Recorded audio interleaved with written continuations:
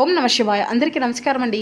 ఈరోజు ఈ వీడియో ద్వారా కుంభరాశి వారి యొక్క జాతక ఫలితాల గురించి తెలుసుకుందాం. వీరి యొక్క జీవితానికి సంబంధించినటువంటి ప్రధానమైనటువంటి అంశాలు ఏమిటి, అదేవిధంగా మార్చి 9వ తేదీ సోమవారం రోజున మీకు జాతక ఫలితాల ప్రకారం మీ జీవితంలో జరగబోయేటువంటి కొన్ని అనూహ్యమైనటువంటి పరిణామాల గురించి అయితే మనం ఈ రోజు ఈ వీడియో ద్వారా వివరంగా తెలుసుకుందామండి. ఈ వీడియోని మీరు చూడడం యాదృచ్ఛికం కాదండి, అది ఒక దైవ సంకేతం అని భావించండి. ఎందుకంటే రేపటి రోజున మీ యొక్క జీవితంలో కొన్ని సంఘటనలు మీ జీవితాన్ని ఒక్క క్షణంలో ఆలోచింపజేస్తాయన్నమాట. ఇప్పటి వరకు మిమ్మల్ని చిన్న చూపు చూసినటువంటి వారు, మీ యొక్క మాటలను లెక్క చేయనటువంటి వారు, మిమ్మల్ని అవమానించినటువంటి వారు కూడా రేపటి రోజున మీ దగ్గరకు తిరిగి రావాల్సినటువంటి పరిస్థితులు అయితే ఏర్పడబోతున్నాయి. మీరు ఎక్కడ ఉన్నా సరే ఈ వీడియోని అయితే పూర్తిగా వినండి. లేదంటే రేపటి రోజున మీ యొక్క జీవితంలో జరిగేటువంటి కొన్ని పరిణామాలు ముందుగానే తెలుసుకుంటే మీరు తీసుకున్న నిర్ణయాలు కూడా మరింత బలంగా ఉంటాయి. ప్రతి ఒక్కరి జీవితంలో ఎన్నెన్నో సమస్యలు, ఎన్నెన్నో ఇబ్బందులు. సమస్యలు లేనటువంటి వారు కూడా ఎవరు ఉండరు కదండి. ఇటువంటి సమస్యలతో బాధపడుతూ ఎక్కడెక్కడ జ్యోతిష్యం చెప్పించుకొని నిరాశ చెందినటువంటి వ్యక్తులు అయితే చాలామంది ఉంటుంటారు కదా. మరి ఇటువంటి వారి అందరికీ కూడా శ్రీ దుర్గామాత వారి దివ్య ఆశీస్సులతో జ్యోతిష్యం చెప్పబడినండి గురువుగారు బాలాజీ రాజు గారు. మనం ఎక్కడ ఉన్నా, ఎటువంటి దూర ప్రాంతాల్లో ఉన్న మన యొక్క గురువుగారు అయితే ఒక చిన్న ఫోన్ కాల్ ద్వారానే కాంటాక్ట్ అవ్వచ్చండి. మన గురుగారి యొక్క కాంటాక్ట్ నెంబర్ వచ్చేసి 9515871931. మీకు అది ఏ విధమైనటువంటి సమస్య అయినా కావచ్చు, కుటుంబం, వ్యాపారం, కోర్టు, విదేశీ ప్రయాణం, ఆరోగ్యం, రాజకీయం, సంతానం, ప్రేమ, పెళ్లి మొదలుగా ఎటువంటి సమస్యలతో బాధపడుతున్నా మన యొక్క గురువుగారి నమ్మకంతో ఒక్కసారి కాల్ చేసి ప్రయత్నించుండండి. మీకు ఉన్నటువంటి సమస్యల నుండి అయితే మీరు ఖచ్చితంగా బయటపడగలుగుతారు. సమస్య మీది, పరిష్కారం మన యొక్క గురువుగారిది. వితిన్ 24 అవర్స్లోనే మీకు ఒక మంచి రిజల్ట్ని అయితే మీకు ఖచ్చితంగా తెలియపరుస్తారండి. మీకు ఉన్నటువంటి సమస్యల నుండి మీకు మీరుగా తగ్గించుకున్నటువంటి వారు అవుతారు. మన యొక్క గురుగారి లబ్ధి పొందినటువంటి వ్యక్తులు కూడా చాలామంది ఉన్నారు. ఇక ముఖ్యంగా చెప్పాలి అంటే కుంభరాశి అనేది రాశికులను 11వ రాశి. ధనిష్ట నక్షత్రం 2, 3, 4 పాదాలు, శతభిష నక్షత్రం 1, 2, 3, 4 పాదాలు, పూర్వభద్ర నక్షత్రం 1, 2 పాదాలు జన్మించిన వ్యక్తులు కుంభరాశి పరిధిలోకి వస్తారు. ఇక కుంభరాశి వారికి అధిపతి శని భగవానుడు. ఇక వీరి గురించి చెప్పాలి అంటేనండి, వీరు బయటకు చాలా అంటే చాలా నిశ్శబ్దంగా కనిపిస్తూ ఉంటారు. కానీ వీరి యొక్క మనసు అనేది చాలా లోతైనదండి. ఇవాళ మీరు మాట్లాడకపోయినా కానీ మీ యొక్క మనసులో ఎన్నో ఆలోచనలు అయితే నడుస్తూ ఉంటాయండి. మీరు చాలా మనసున్నటువంటి వారన్నమాట. ఎవరికైనా కానీ సహాయం చేయాలంటే ముందుంటారు. కానీ ఒక్కసారి ఎవరో మిమ్మల్ని మోసం చేస్తే మాత్రం మళ్ళీ ఆ వ్యక్తిని మీ యొక్క జీవితంలోకి అసలు రానివ్వరనే చెప్పాలి. చాలాసార్లు మీరు ఇతరుల కోసం ఎక్కువగా త్యాగం అనేది చేశారు. మీరు మంచి మనసుతో చేసిన పనులు అన్నీ కూడా చాలా తప్పుగా అర్థం చేసుకుంటారు. అందుకే కొన్నిసార్లు మీరు ఒంటరిగా ఉండడానికి ఇష్టపడుతూ ఉంటారని కూడా చెప్పాలండి. కానీ మీలో గొప్ప లక్షణం ఒకటి ఉందండి. అది ఏమిటి అంటే సహనము. అవునండి, మీకు సహనం అనేది చాలా అధికంగా ఉంటుంది. ఎంత కష్టమైనా కానీ, ఎటువంటి పరిస్థితులు వచ్చినా కానీ మీరు ఓపికగా ఎదుర్కొంటూ ఉంటారు. అయితే రేపటి రోజున మీకు జీవితంలో జరిగేటువంటి కొన్ని పరిణామాల గురించి అయితే వివరంగా తెలుసుకుందామండి. రేపటి రోజున వీరికి ఒక ప్రత్యేకమైనటువంటి రోజులానే చెప్పుకోవాలండి. మీరు గతంలో అనుభవించినటువంటి ఒక సంఘటన మళ్ళీ మీ ముందుకు రావచ్చు. మీ యొక్క జీవితంలో ఒకప్పుడు మిమ్మల్ని తక్కువగా చూసినటువంటి వ్యక్తి, మీ మీద చీకొట్టినటువంటి వ్యక్తి, మీ యొక్క మాట వినకుండా వెళ్ళిపోయినటువంటి వ్యక్తి, అదే వ్యక్తి ఇప్పుడు మీ ముందుకైతే తిరిగి మళ్ళీ రావాల్సినటువంటి పరిస్థితులు అయితే ఏర్పడబోతున్నాయి.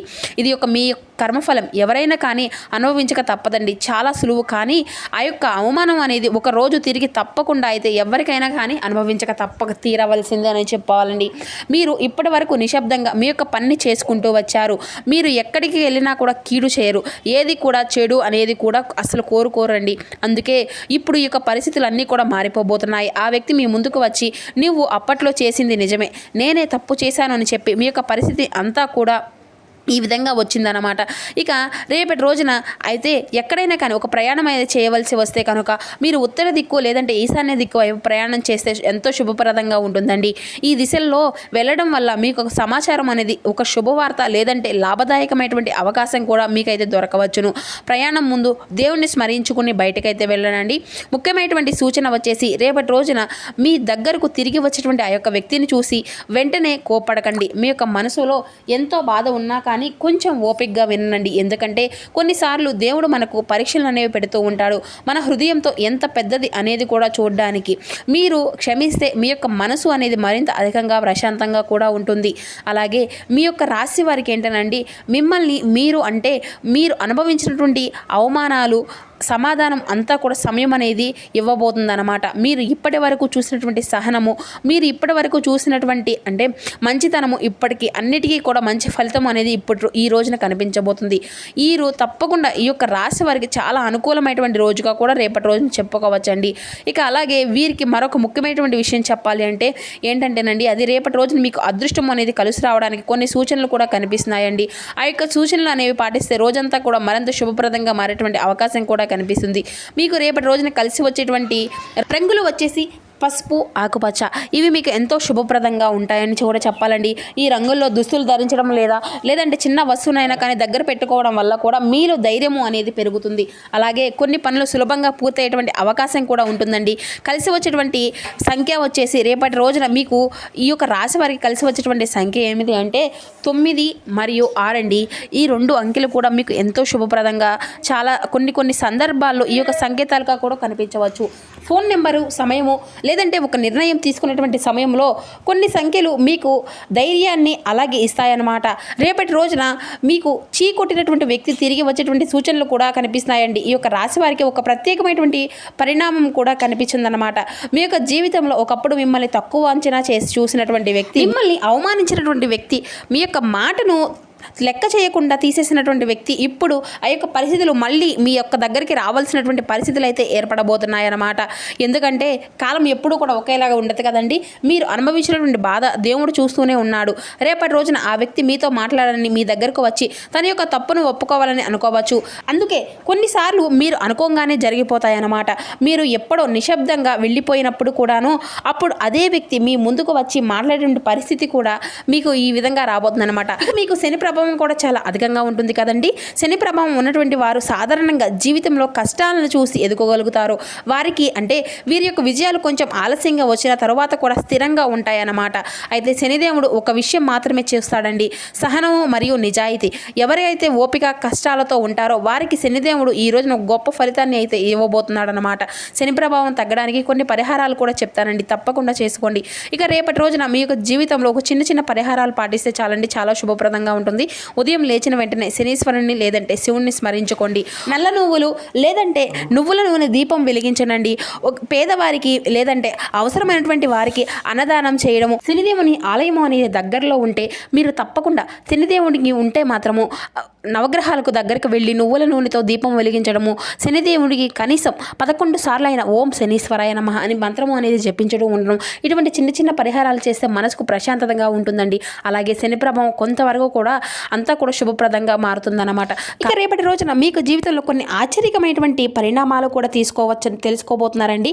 మీరు అవమానించినటువంటి వ్యక్తి, మిమ్మల్ని అవమానించినటువంటి వ్యక్తి కూడాను మళ్ళీ మీ ముందుకు రావాల్సినటువంటి పరిస్థితి అయితే ఏర్పడబోతుంది. అందుకే మీరు కోపంగా కాదండి, తెలివిగా ఆలోచించి ముందుకు వెళ్ళండి.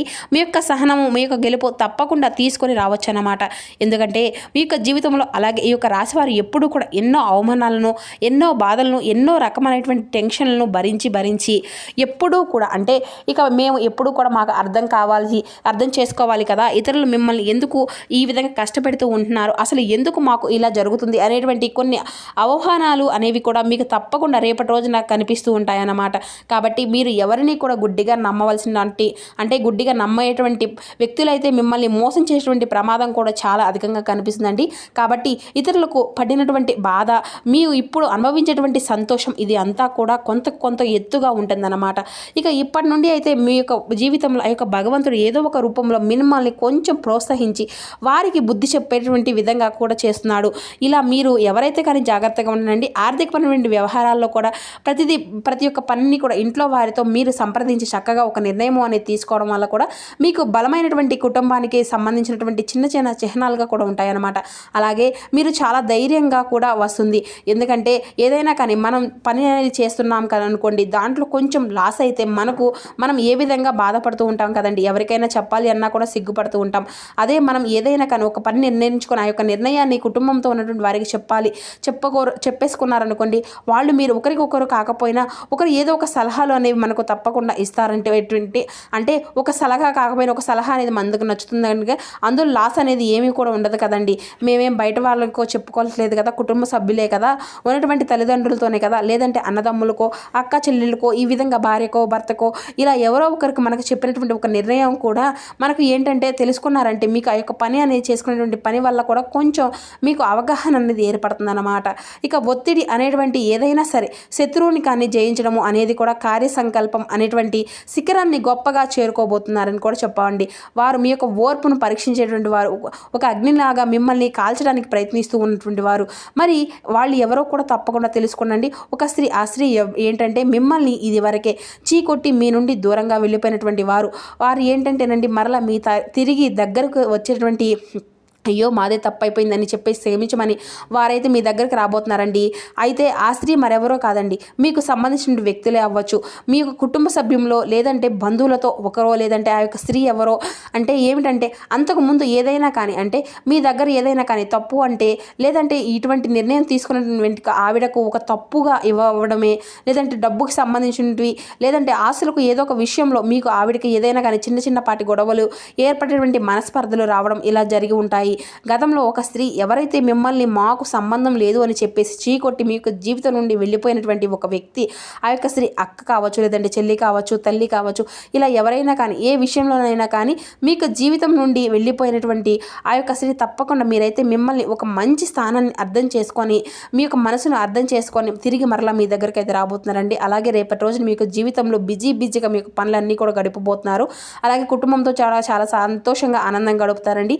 ఇక మీకు చూసుకునేటువంటి ఉద్యోగంలో కొంచెం జాగ్రత్త చేసేటువంటి పనితీరు భవిష్యత్తు అంతా కూడా త్వరలోనే మీకు శుభప్రదంగా ఉండబోతుందని కూడా చెప్పాలి. ఊహించినటువంటి అద్భుతాలు కూడా మీకు జీవితంలో జరగబోతున్నాయని చెప్పాలి.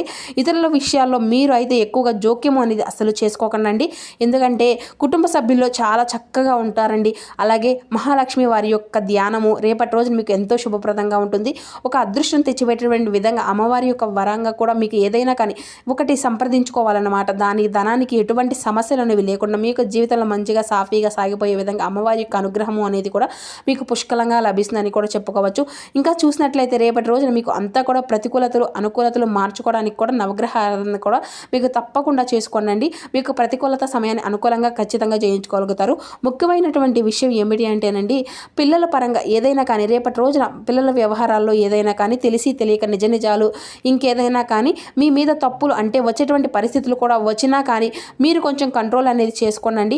పిల్లల విషయంలో రేపటి రోజున కొంచెం జాగ్రత్త అనేది చాలా అవసరం అండి. ఇక మీరు మాత్రం అసలు శివనామ స్మరణ అయితే మరవకండి. మీకు వీలైతే రేపటి రోజున శివాలయానికి వెళ్ళి స్వామివారికి అభిషేకం చేయడం కానీ లేదంటే స్వామివారి యొక్క దర్శనం కూడా మీకు ఎంతో శుభప్రదంగా ఉంటుంది.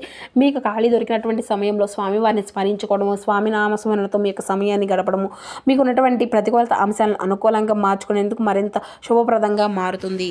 సో చూస్తున్నారు కదండి, ఈ యొక్క కుంభరాశి వారికి రేపటి రోజున మీకు జీవితంలో జరగబోయేటువంటి శుభ అశుభ పరిణామాలు అనేవి ఏ విధంగా ఉండబోతున్నాయి, ఏ దేవతారాధన మీకు శుభకరమైనటువంటి ఫలితాలను అందిస్తుంది, ఏ నియమాలను పాటించాలి, తీసుకోవాల్సినటువంటి జాగ్రత్తలు, ఇటువంటి పూర్తి అంశాలన్నీ కూడా ఇప్పుడు ఈ వీడియో ద్వారా మీకు వివరంగా అర్థమయ్యాయి అనుకుంటున్నానండి.